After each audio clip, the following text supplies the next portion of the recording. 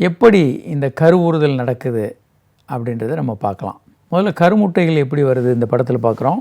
பெண்ணுறுப்பு, கர்ப்பப்பை, சினை முட்டை பை 2 பக்கமும் இருக்குது, ஃபெலோப்பியன் டியூப்ஸ். ஆண்களுக்கான உறுப்புகள் அப்படின்னா இது இந்த ப்ளூவாக தெரிகிறது ஆண் உறுப்பு, சிவப்பாக தெரிகிறது சிறுநீர் பை, எல்லோவாக இருக்கிறது ப்ராஸ்டேட்.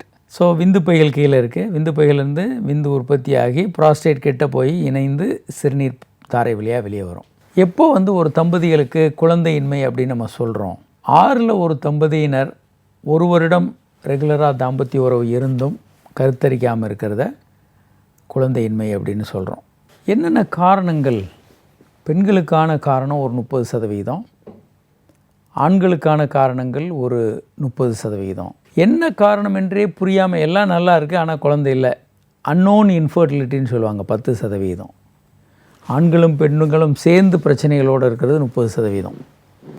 இதான் படத்தில் பார்க்குறீங்க. இப்போது 90% குழந்தையின்மை மருந்துகளிலே சரி பண்ணிடலாம். சில பேருக்கு அறுவை சிகிச்சைகள் தேவைப்படலாம். சில பேருக்கு டெஸ்ட் டியூப் பேபி போன்ற நவீன சிகிச்சைகள் தேவைப்படலாம். இப்போ இந்த கருமுட்டைகள் எப்படி வருது? சினை முட்டை பையிலேருந்து சினை முட்டை, ஒரு சினை முட்டை பெரிதாகுது. அது பெரிதாகி ஒரு கருமுட்டை வருது. இன்னொன்று 2ஆக பிரியுது. ஒன்று கருமுட்டையாகவும் ஒன்று போலார் பாடியாகவும் மாறிடுது. விந்து பைகள்லேருந்து அப்படி ஆகிறதில்ல. அது பிரிந்து ஒரு செல், பெரிய செல் பிரிந்து 4 விந்தணுக்களாக உருவாகுது. 4 விந்தணுக்கள், 2 எக்ஸ் விந்தணு, 2 ஒய் விந்தணு. எக்ஸ் விந்தணுவை பெண் விந்தணுன்னு வேணால் சொல்லலாம், ஒய் விந்தணுவை ஆண் விந்தணு. இந்த ஒய் விந்தணு கருமுட்டையோடு சேரும்போது ஆண் குழந்தை பிறக்குது.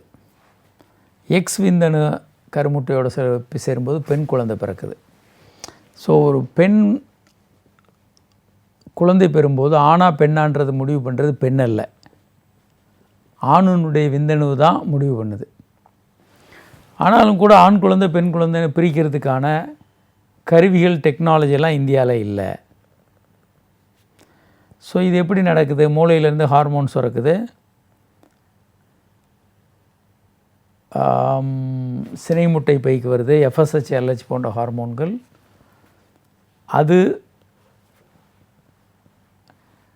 தீட்டு அந்த சைக்கிள், மாதவிலக்கு சைக்கிளை உருவாக்குது.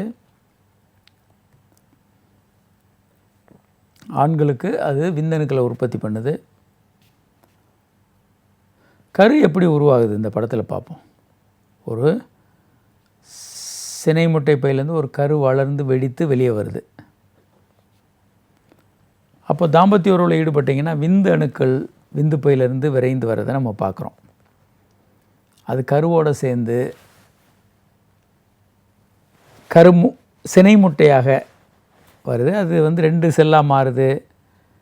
ஒரு செல், கருத்தரித்த செல் 2 செல் 4 செல் அப்படி பெருசாகிக்கிட்டே இருக்கும். கர்ப்பப்பையை நோக்கி அது கரு நகர்ந்து வர்றதை நம்ம பார்க்குறோம். 2 செல்லாக மாறுது. 8 செல், 16 செல் அப்படி போய்கிட்டே இருக்கும். மொருல்லா அப்படின்ற ஒரு ஸ்டேஜுக்கு வந்துடும். பிளாஸ்டோசிஸ்ட் ஆர் மொருல்லான்னு நாங்கள் சொல்லுவோம். கர்ப்பப்பைக்கு வரும்போது அது பிளாஸ்டோசிஸ்ட் ஆகிடுது. அது கர்ப்பப்பையில் ஒட்டி வளர ஆரம்பிச்சிருது. கர்ப்பப்பையில் ஒட்டி வளர்றத பார்க்குறீங்க. பெண்களுக்கு இந்த ப்ராசஸில் எங்கெங்கெல்லாம் தடை வரலாம்? கருக்குழாயில் தடை வரலாம், கர்ப்பப்பையினுடைய உட்சுவரில் பிரச்சனை வரலாம், கருமுட்டை வெடித்து வர்றதில் பிரச்சனை வரலாம், நீர்க்கட்டிகள், சினை முட்டை பையில் ஏராளமான நீர்க்கட்டிகள் இருக்கலாம். ஒருத்தருக்கு சீக்கிரமாக தீட்டு நின்று போயிடலாம். 50 வயதில் தீட்டு நிற்க வேண்டியது 35 வயசில் நின்று போயிடலாம். ப்ரிமச்சூர் ஓவேரியன் ஃபெயிலியர். அடுத்து குழந்தையின்மை அப்படின்னு பார்க்கும்போது இதெல்லாம் காரணங்களாக இருக்கலாம். ஆண் குழந்தையின்மைன்னு பார்க்கும்போது விந்தணுக்கள் ஊர்ந்து போகிற தன்மை குறைபாடு இருக்கலாம்.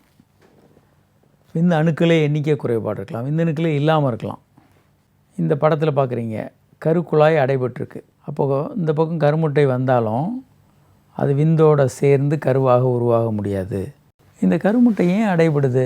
கருக்குழாயில் அடைபடுறதுக்கு காரணம் சிறு வயதிலேயே அல்லது பருவமடைந்த உடனேயே செக்ஸில் ஈடுபடாதீங்க. கல்யாணத்துக்கு முன்னால் பால்வினை நோய்களால் வரலாம், டிபி போன்ற நோய்களால் வரலாம். பெண்ணுறுப்பில் கிருமி தொற்று வந்தால் அதை ஒழுங்காக சரி பண்ணிக்கணும். பல பெண்கள் வெள்ளப்படுதுன்னு ஒழுங்காக ட்ரீட்மெண்ட் எடுக்க மாட்டாங்க. மருத்துவர்கிட்ட போய் ட்ரீட்மெண்ட் எடுக்கணும், இல்லைனா நீங்கள் நிறைய செலவு பண்ணணும் பிற்காலத்தில்.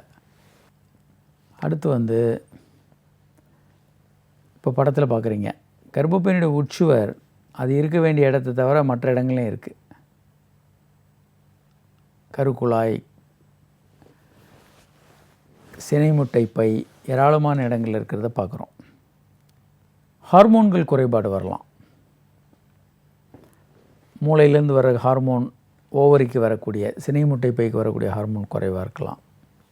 பாலிசிஸ்டிக் ஒவேரியன் சின்ட்ரோம், இதை நிறைய நம்ம பேசணும். சின்ன சின்ன சின்ன நீர்க்கட்டிகள் சினைமுட்டை பையில் இருக்குது. பாலிசிஸ்டிக் ஒவேரியன் சின்ட்ரோம் இது ஹார்மோன் குறைபாடுகளை ஏற்படுத்தும். நிறைய கொஞ்சம் குண்டாயிருவாங்க.